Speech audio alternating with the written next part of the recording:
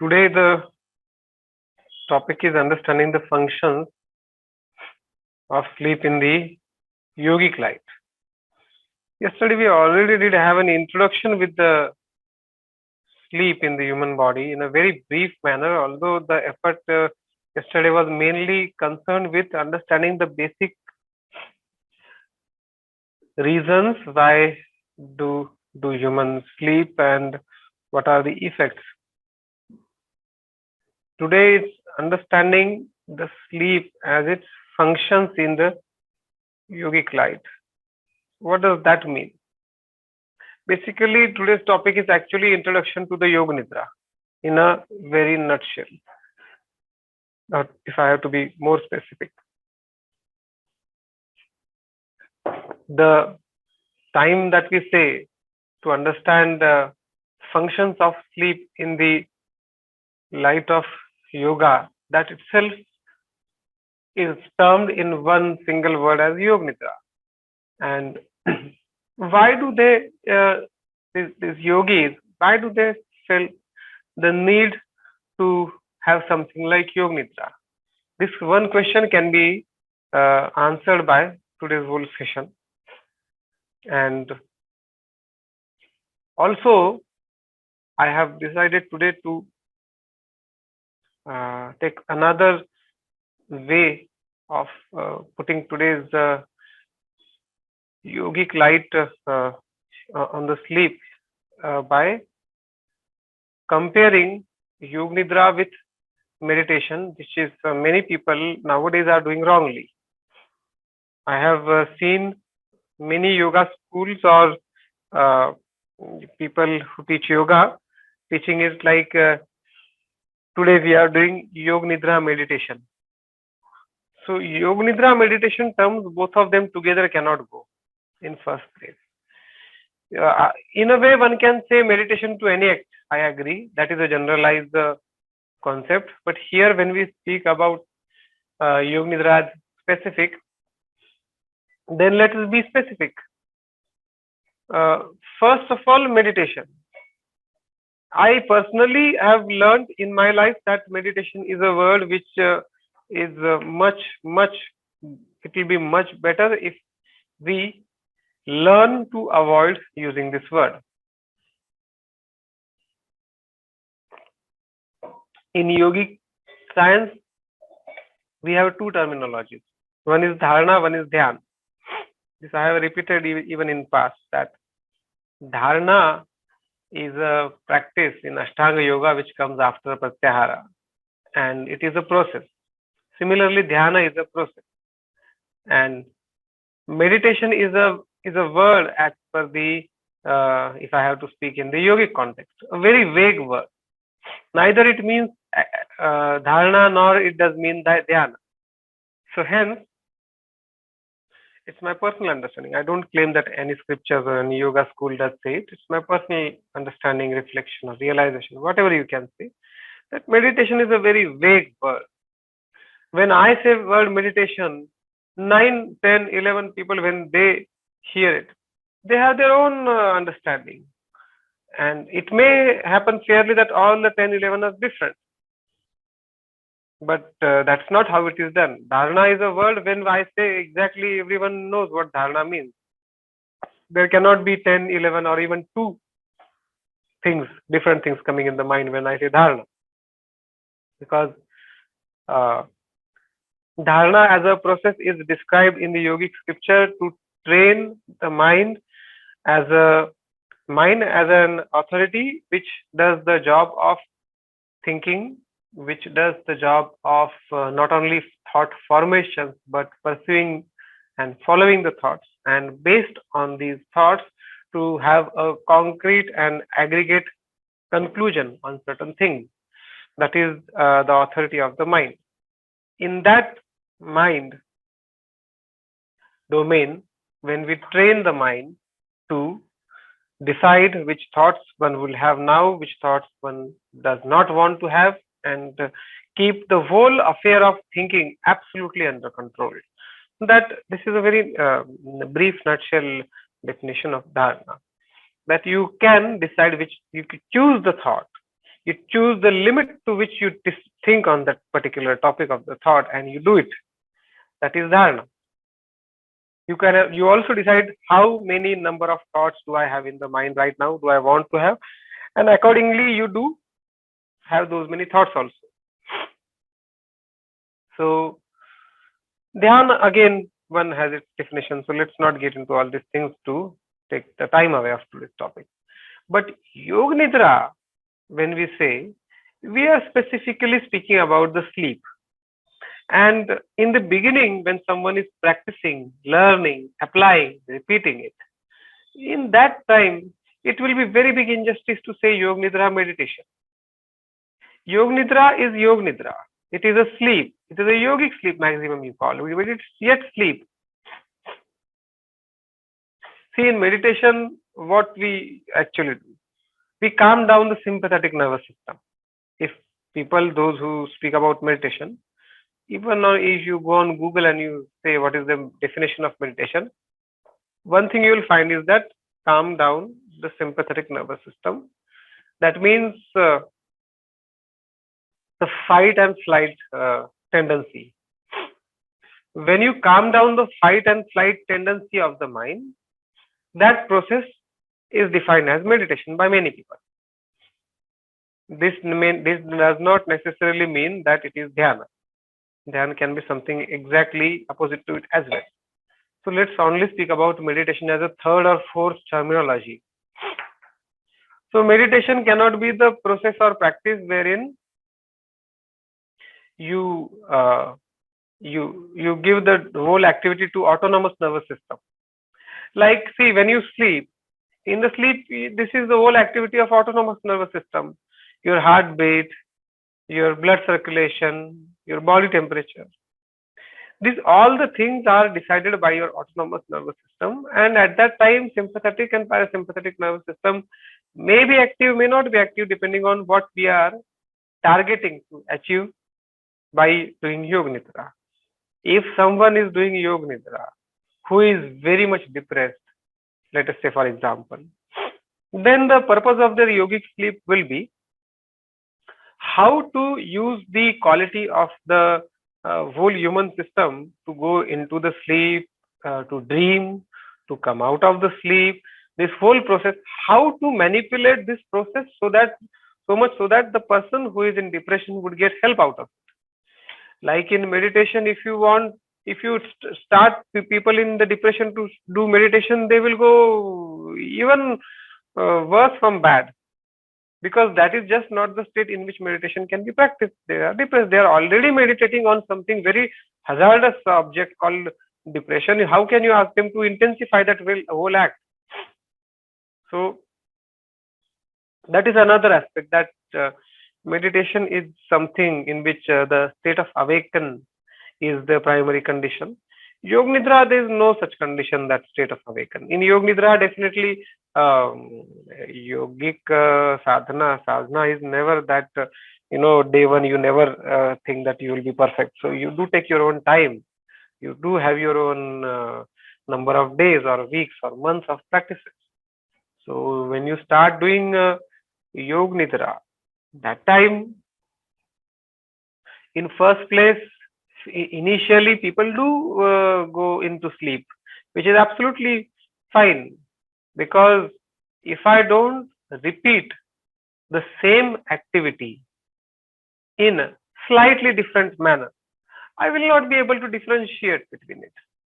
If I suddenly out of one day for 35 minutes have a very beta or delta sleep, that won't be able to make me as a human to distinguish between my normal sleep and that delta sleep.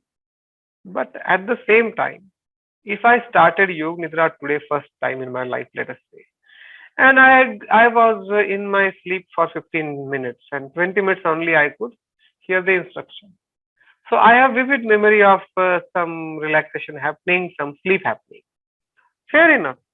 Second time when I repeat, I would have the last previous experience at my back to do that act. So my mind will already have an idea what physical and subconscious will go through. As a human, second time I try to do slightly better. The relaxation I'm talking about. Well, the more I start allowing the autonomous nervous system to take charge by letting the relaxation take place, the more my subconscious mind becomes more progressively ready to take charge of the full body.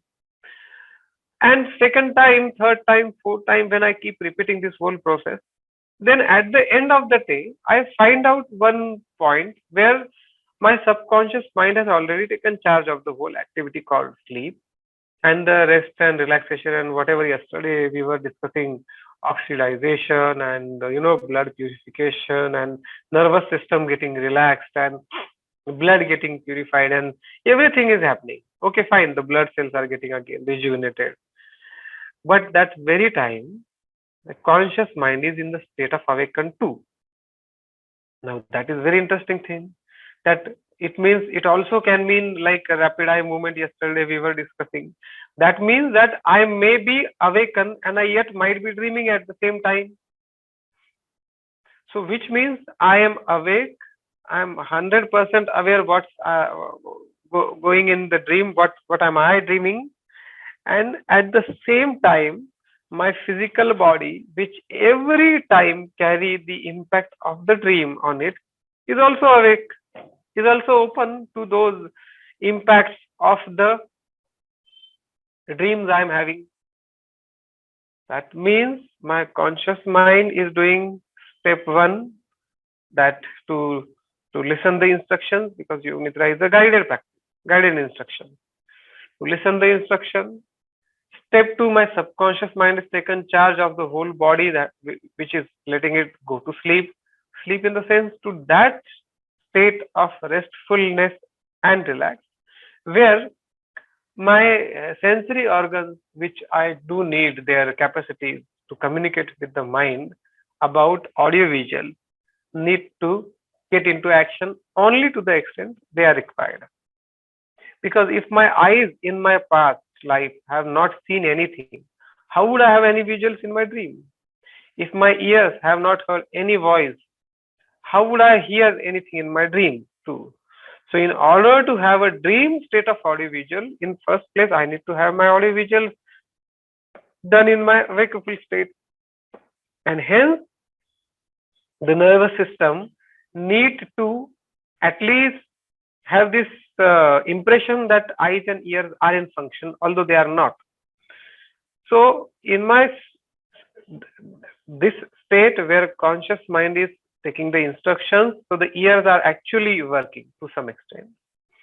My subconscious mind taking over charge of the bodily sleep, which is actually the dream state. And my physical body is actually having those impacts of the dream state on it. Fine. Okay, this much is established. These are three functions of the sleep in a very specific way. What we do in the yogic life, as I was discussing yesterday, that in yogic science, we always challenge the norms. That the yogi, that is the only yogi who basically challenges the norms. If you are satisfied in the norm, that you cannot be a yogi. So the object of the Yoga Nidra is always pre-decided whenever it comes to any person who does Yoga Nidra. Let us say there is a student who wants to have some good marks in the examination, and that's why that person wants to improve the concentration in the studies, improve the memory, so the examination can be done nicely, improve the confidence when that person goes for the examination, and improve the hand and eye and mind coordination. So when all these things needs to be done, there has to be an alignment, or there has to be an integrity to be developed within the different faculties of the body. And that is why we do Yoga Nidra for students a lot, especially when the board exams, UPSC and all these people who are, there's a lot of burden, pressure of the society, family and all. So during those Yoga Nidra, the instructions are already pre-decided. The resolution that one is supposed to make in Yoga Nidra is already pre-decided. So the moment the body, the conscious mind, the subconscious mind, all are in the alignment, in that common state, where the instructions are received, the dream state is formed, the impact are happening on the physical. That time the instructions are given, the desired instructions are given, so that the very purpose get resolved. That's how in therapy we do Yog Nidra. We use the Yog Nidra as a tool to take the person to that state, and in that state induce give the instructions, and through the instructions get the things done on the physical body. Do we have anyone here today who has seen the movie Inception? Fine, it's a very interesting movie. Okay, we have some. Yes, but I could not understand fully. My son only will explain. He was going into layers, into layers, into layers. So I could not understand fully, but I have seen it. Yes, it's a very distinct movie, and I would say very beautifully executed. And those people who are very much interested in Yog Nidra kind of thing, I have recommended that movie to many people in my past, that you should watch the way they have shown that how see, every time some Hollywood movie comes, they do have their own story, script line and all. Forget about that. But just see how that whole mechanism they have, shown. It's a wonderful way to learn the thing, that how there exists a dream in the dream. So in the dream state, there's again a dream state, and although they have shown that an ex party, someone else, takes you in a dream state and enters into your dream state by that fellow separately entering in his dream state and all, and then in your dream state giving your subconscious some instructions. So in your awakened state you do those things which you actually got as an instruction in your dream state by that person, blah blah blah blah. But it is a very interesting domain of human mechanism to study as a sleep, which Yog Nidra is actually all about. And certainly it's not a meditation, Yog Nidra. So we all must have this clarity that Yog Nidra is not a meditation. And when we do Yog Nidra, when we start relaxing the body, the first thing prerequisite of Yog Nidra is to stabilize the body, make the body absolutely motionless. So when you don't move at all, you know, there are certain patterns which are already formed, right? Patterns are formed in the sense, see, I want all of you to imagine when every evening at the day end, when you come back your home, there is a pattern. Okay, you remove your footwear at certain place, you enter your house, you do the first thing first. You might sit on the sofa or chair, you might have a glass of water. Some people wash the hands and feet and face first, some people take a shower, some people fold their hands to some. So there is a pattern developed every time. You don't think that I will do this thing when you enter the house. Similarly, whenever your body stop moving, this pattern is already developed. The brain, the mind already knows that when the movement stops, it is time to sleep. So in the relaxation state, when you don't move your body at all and make it at the same time very comfortable and loose also, it is definitely preparing to sleep, because in a way that's what we want. If we don't start preparing for the sleep, how would the subconscious mind will take over the charge of the full system and the body? How will the dream state will start forming? So the basic idea behind your relaxation is to enter this interesting state. That is why, we tell everyone that in Yog Nidra, if there's most important thing, then that is the first 15 minutes. That is the only time that you need really to be sincere.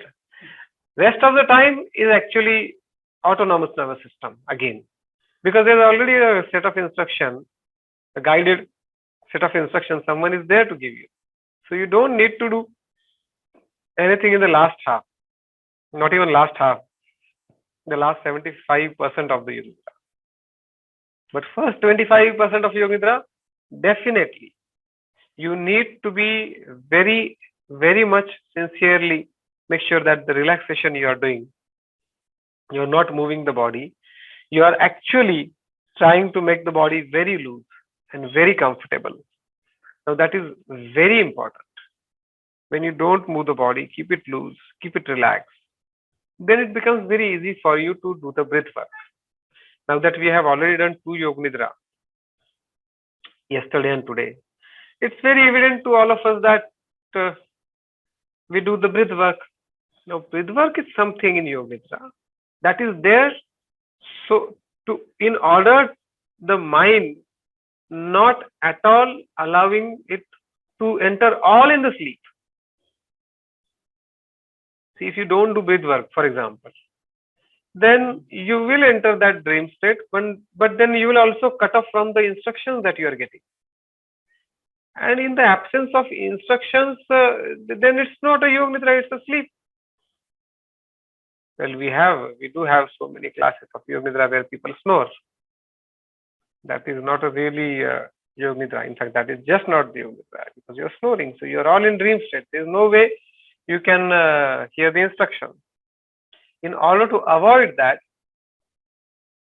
this mind is engaged in a semi-intellectual activity. Semi because it's counting. We already, all of we know. It's not a new thing that what comes before 26. We all know 25. But we have to put slightly effort to do the reverse counting. That's why it is semi but yet intellectual activity. To keep the conscious mind awake enough, so much so that it does not allow the subconscious mind to take the charge completely. Conscious mind keeps its own say in this whole activity. So that is, say it like this, that with our both the hands, we cannot do, most of the people cannot do the 2 circles in a different direction, right? Most of the people cannot do. You need to train the brain a little bit.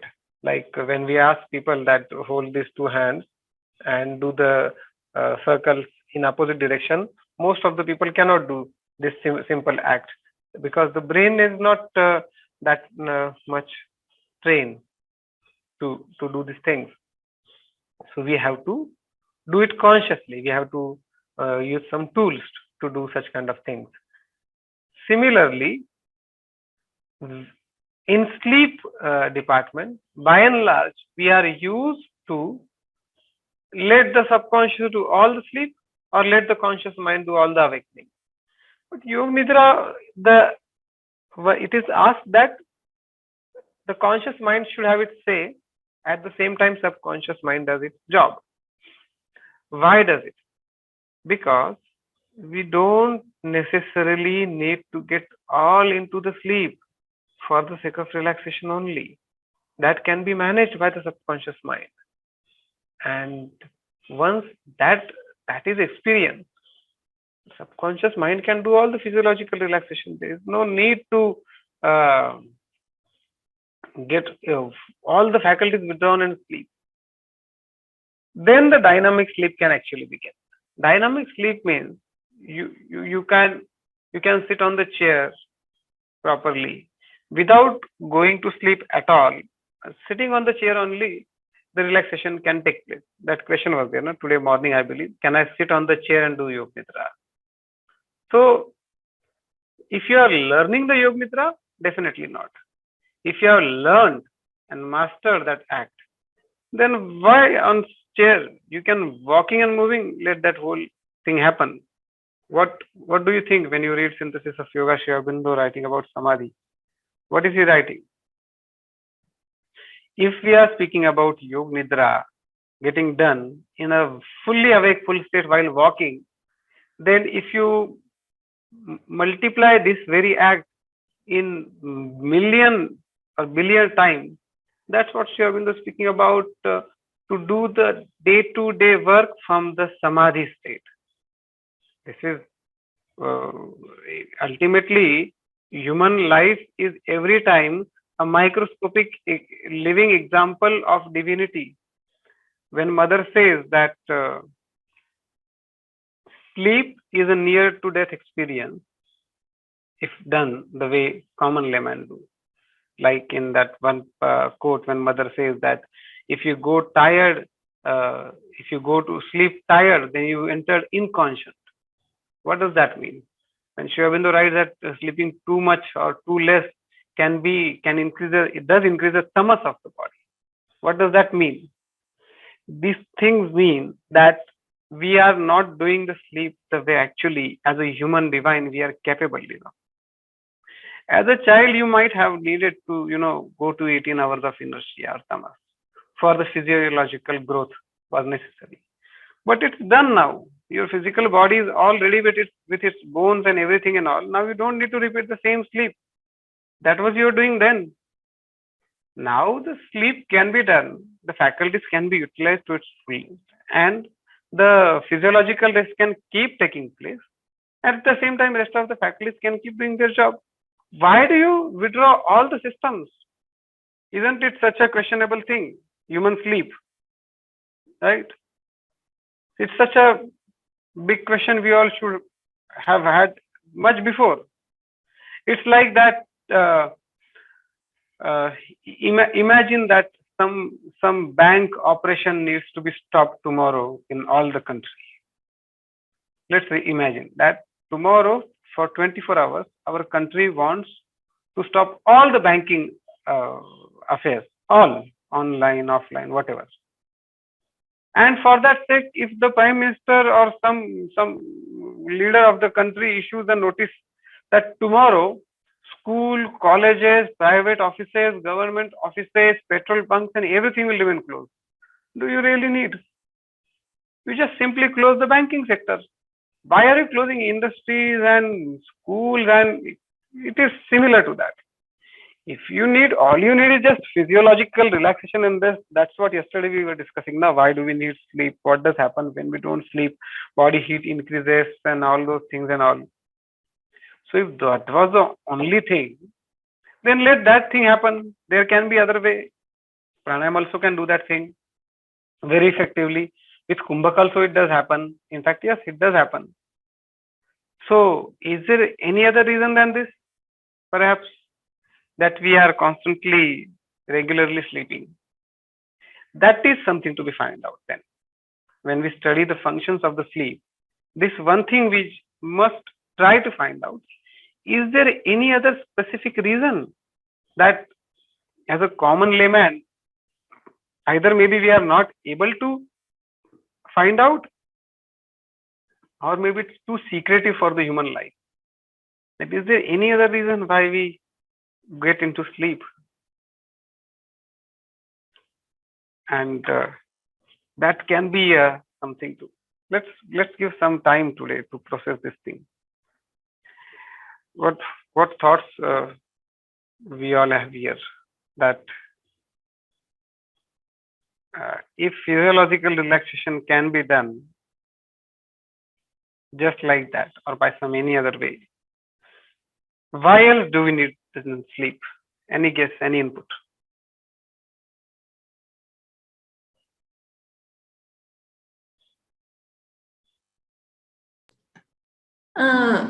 G, Yes. I just want to share, but I don't know it's true or not.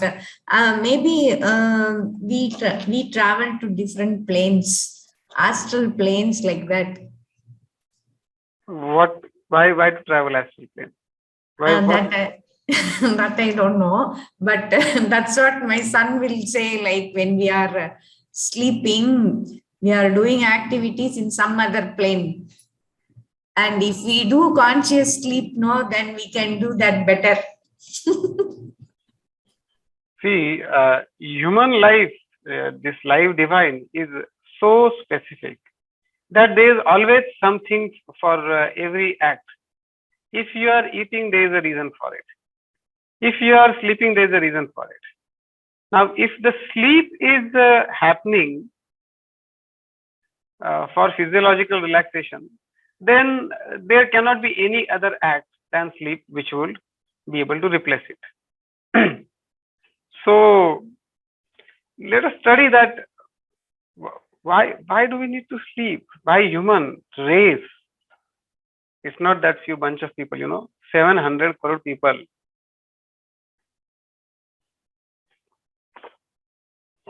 Any other guess?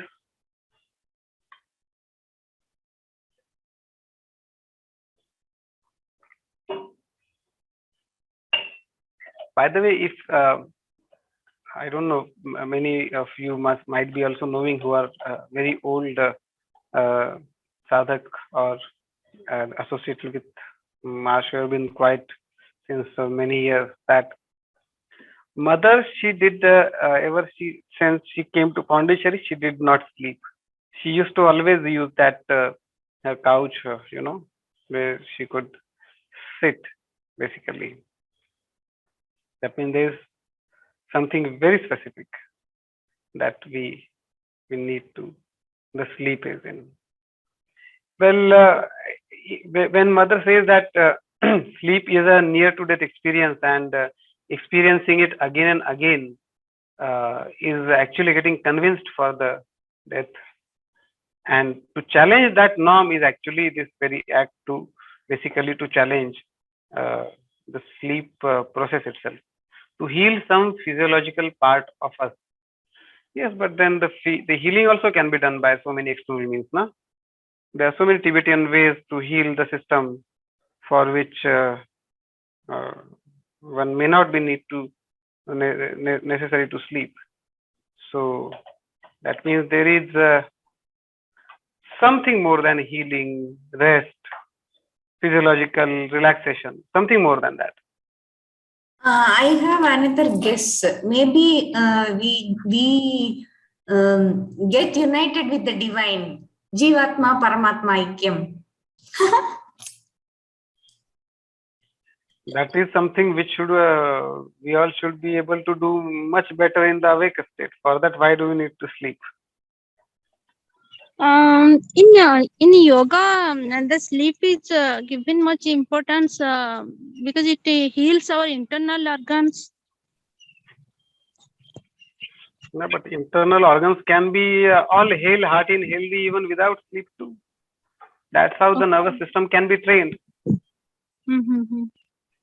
Then why sleep? If everything that we did discussed yesterday can be achieved without sleeping, then still why to sleep? Let's try to process this for some time.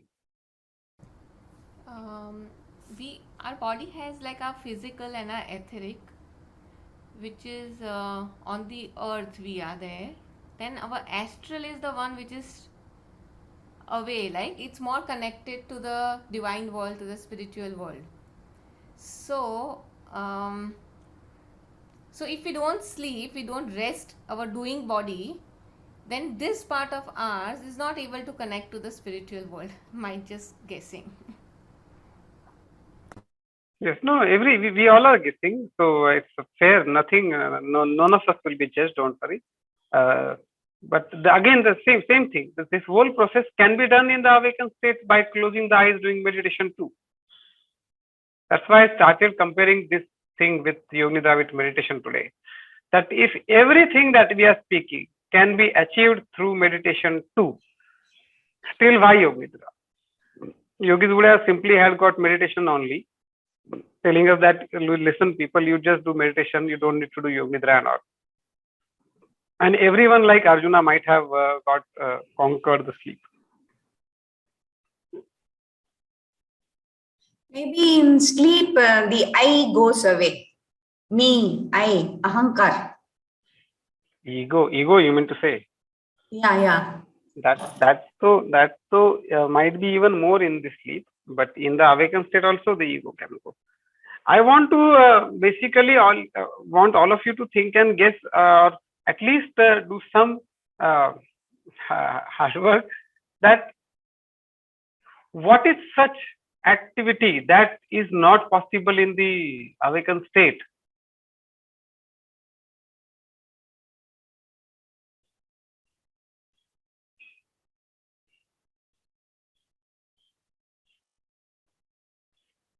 You see, when the creation did take place out of the Prakriti and Purusha, Shakti and Shiva, as per the Indian science, that time when Shiva is an entity which actually symbolizes tamas at its peak.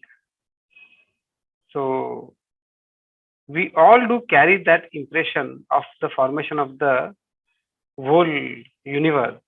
In every human, if there is a life divine, then in every human there is a Shakti element as well as Shiva element too.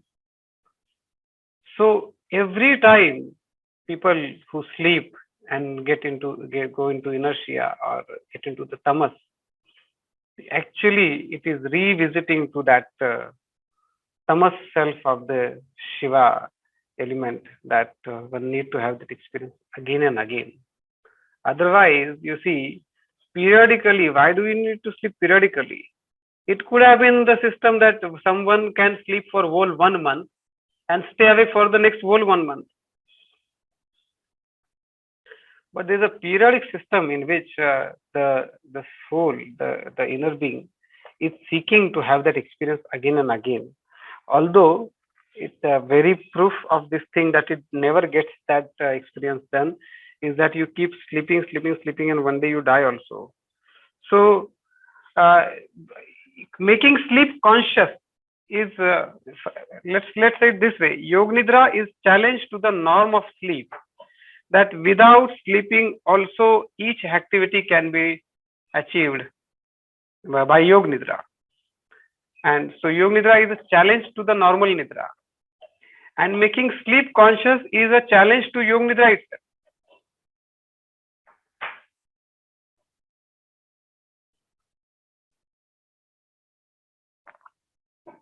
How come? Yog Nidra is a challenge to normal Nidra means that you don't need to sleep for 7 hours, 8 hours and all. You can get all the thing done in 45 minutes. Which means you still need to sleep for certain time. Even in Yog Nidra, you still need to have that 45 minutes of yogic, whatever you call it, but it's still Nidra. So the dependency on sleeping is yet not conquered at all. One has to go to sleep in order to make the things happen that one is trying to achieve through Yog Nidra.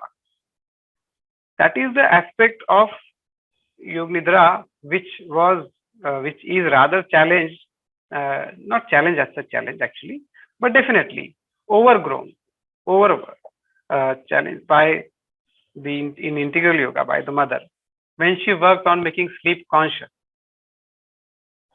Now, this one thing regarding making sleep conscious is something that we open up and start discussing tomorrow onwards. Today we'll just, but because it was in the synchronization of the topic, so I shared it.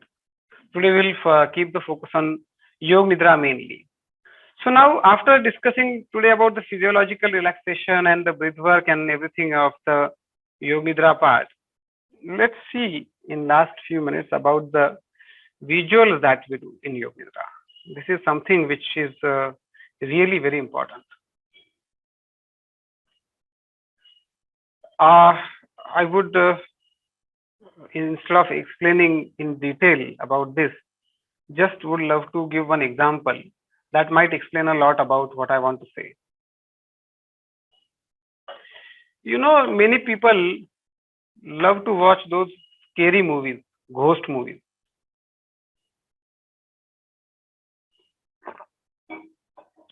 That is something worst input to give to your audiovisual memory. If you watch something so crazy, so much, how to say something undivine? There is divine in everything, but something so not beautiful, then definitely you are feeding your subconscious those images. And there are definitely chances that you might revisit these images in your deep sleep or subconscious state of sleep in Yog Nidra or normal sleep also. So that is what audio visuals is all about when we do them in Yog Nidra. Basically, in visuals, which is the last part of Yog Nidra, all that we do is nothing but to utilize the power, the capacity of both conscious mind as well as subconscious mind. In what way? That conscious mind has made sure that whatever the visuals we see and audios we hear actually reaches to the brain, stays with the memory. That's all the job conscious mind has already done. Subconscious mind is that faculty which creates the impact of all these audio visuals on the physical body. So the visuals that we choose or the resolution that one does make during the Yoga Nidra are very specific and very clear. And it is about mainly that, how I say, you will never have the visual about darkness in the Yoga Nidra. One should not. You would never have a visual or sankalpa in Yoga Nidra about the death. One should not have. During the sankalpa, the language used is very clear. Like we never use the language of negation.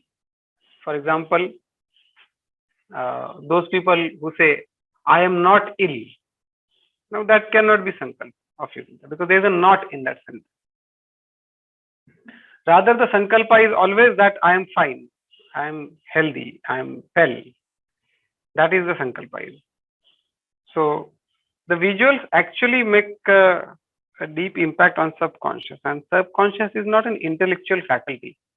It doesn't understand the language that I don't want to meet with an accident. It only understands accident out of the whole context. Those people who have read the book Secret knows a lot about it too, which says that universe doesn't understand not. It only understands that one content of it. So these are the things used in Yoga Nidra to have the impact on the physical through the subconscious in a much effective way, because subconscious has its own way of operation. It doesn't operate like conscious mind. It doesn't operate like an intelligent mind.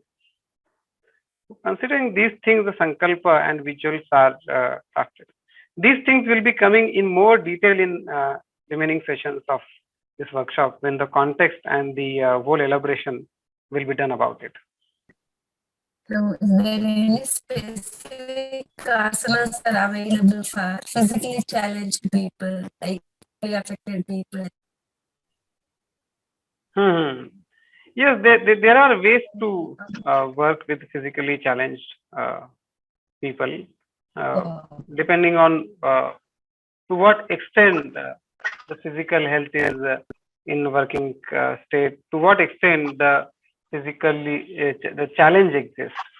Based on that, there are movements which make the body not only slightly stronger and agile, but even make the mind capable enough to handle the body, which is a bit challenged. These things actually depend case to case. So wanted to understand a little more. You mentioned about children being initiated to this process for, inner relaxation and things. How, is it a similar session like this that we attend, or is there something specific for children that is conducted? No, it's no way similar. Children have a very different way of approaching in yogic science, and their faculties are way different capacities than us. I won't say less or more developed, but way distinct. I would say it's a different race altogether, children. So to work with children, maybe it's asana or Yoga Nidra or pranayam, there are all different approach and attitude to make them do at certain points. They are already yogi. At certain point, I need to understand their limitations and work with them. Thank you so much, everyone, for your time, attention, and dedication.